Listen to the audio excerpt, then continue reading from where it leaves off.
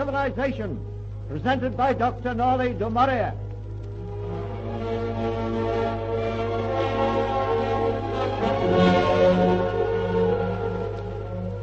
Dr. Albert Schweitzer, who gave up the lure of the cities for the steamy jungles of Africa and turned a deaf ear to the adulations of the crowd that thronged to hear his concerts, and listened instead to the cry of the suffering African Negroes who called to him, "White man, help us," was born on January the 14th, 1875, at Kaiserberg in Upper Alsace-Lorraine. Love of mankind and music were the two great factors in the molding of his life.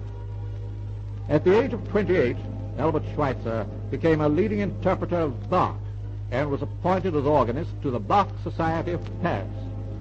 At the age of 30, although renowned as a musician, philosopher, and theologian, the call of the African people led him back to his old university at Strasbourg to study medicine in order to fit himself for his future career of missionary doctor. To pay for his medical studies, he gave a series of Bach concerts in Paris and there met some very famous people. We now find him at a soiree at the home of the Comtesse de Portal.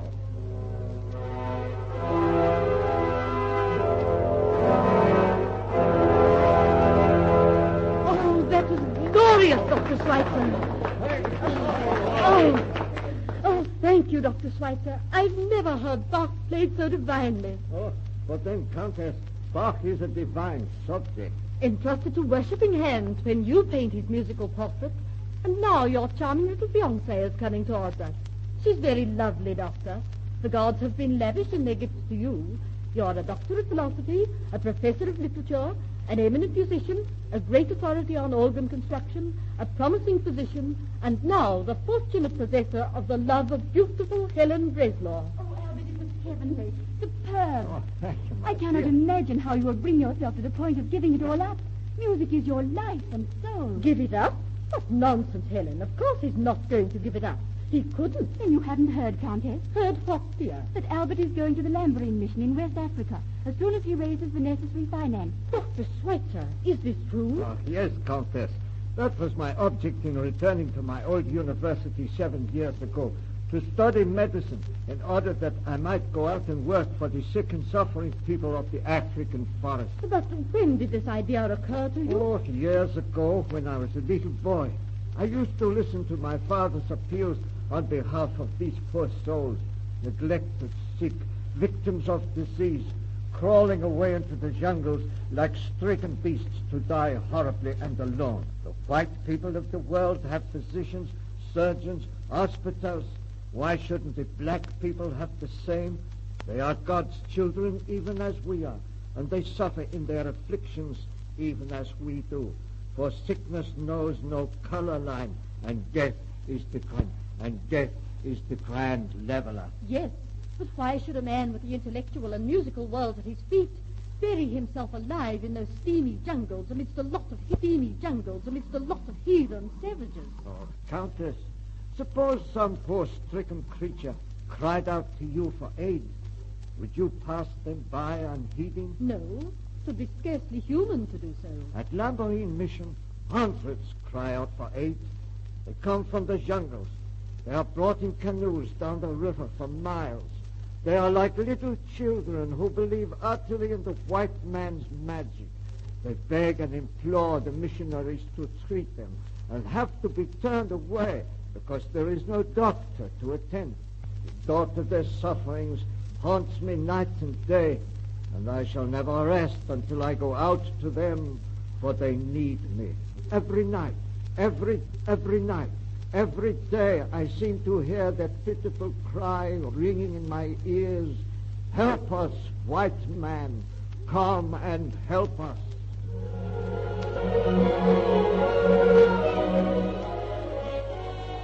Later, Dr. Schweitzer and Helen Breslau were married, and on March the 26th, 1913, they embarked at Bordeaux for the Lamborghini mission in West Africa, where we now find Morel, the missionary, and a group of natives eagerly awaiting the arrival of the river steamer and the great white doctor.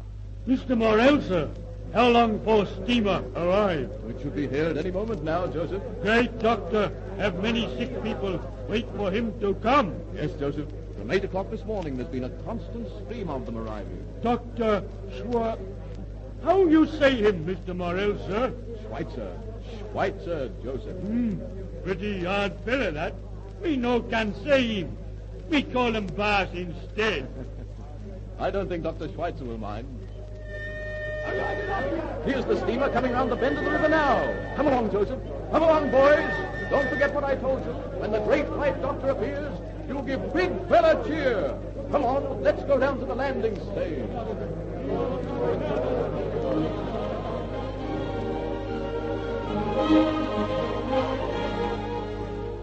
Well, here we are at last, Mr. Morrell. And you don't know how delighted I am to see you, sir. And you too, madam.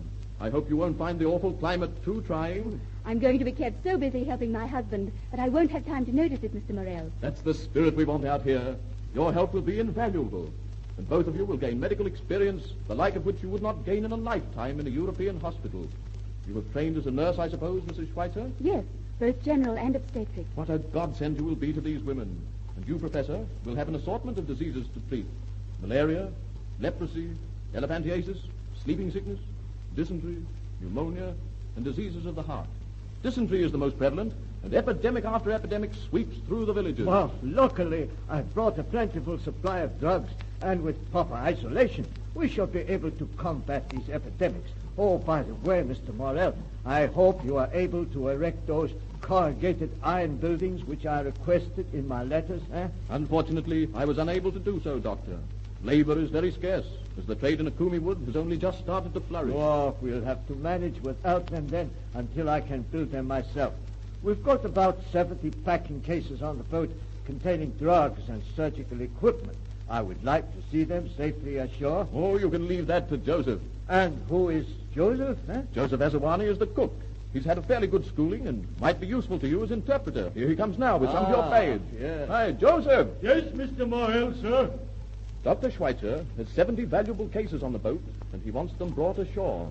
They must be handled with the greatest of care, for they contain the magic medicines and instruments with which the great white doctor is going to cure the sick people. Can you be trusted to see that they are brought safely ashore? Yes, Mr. Morrell, sir. Oh, that's the boy. Thank you, Joseph. Thank you, boss. Plenty sick people waiting for you, boss.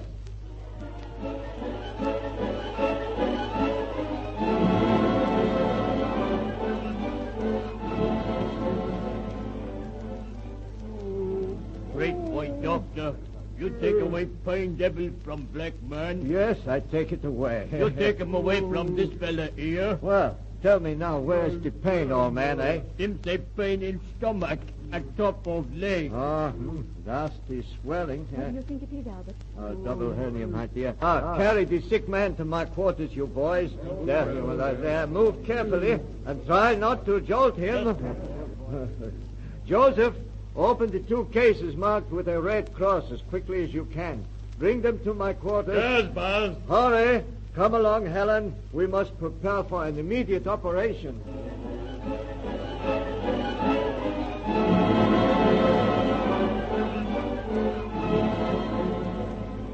For a time, Schweitzer's operating theater was a foul house.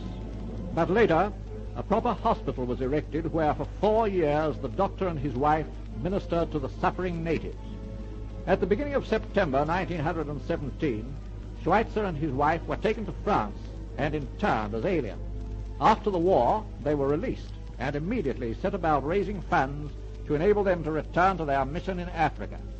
In 1924, we find them in Strasbourg at a farewell reception given by the faculty of the university in honor of Dr. Schweitzer. Gentlemen, we are gathered here tonight to bid farewell to Dr. Schweitzer, who leaves in a few days for his mission in West Africa, leaving behind him the memory of his glorious music.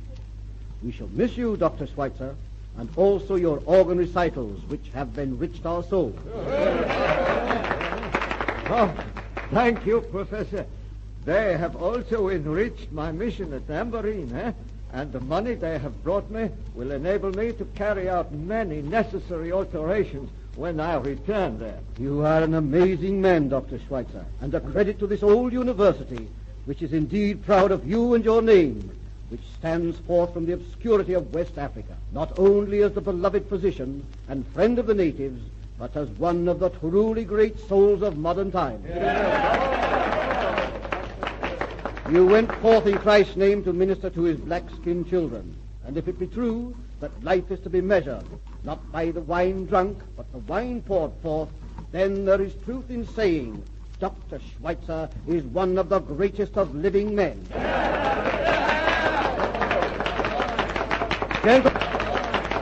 Gentlemen, I give you Dr. Schweitzer, theologian, philosopher, musician, and physician, who has poured out so rich a treasure of learning and art, and has thrown away so carelessly the great prize of musical achievement for these, his black brethren. May God bless you, Dr. Schweitzer, and keep you always.